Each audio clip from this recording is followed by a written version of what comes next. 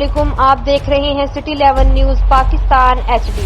मकवाना से खबर शामिल करते हैं हमारे नुमाइंदा मलिक सरफराज अली की रिपोर्ट के मुताबिक आजाद कश्मीर से गुज़िश्ता रोज कबल राजा तारक आंटी राजगान और राजा फारूक आंटी राजगान की तरफ से सऊदी अरब से टेलीफोन कॉल पर एक बयान रिकॉर्ड हुआ, जिसमें इन्होंने कहा था कि तहसील शहनासा मोहतरम आसफ नवाज की सियासी गिरफ्तारी एक नामुनासिब रवैया है। इन्होंने इसे सियासी गिरफ्तारी का नाम देकर इसकी परजोर मजम्मत की है।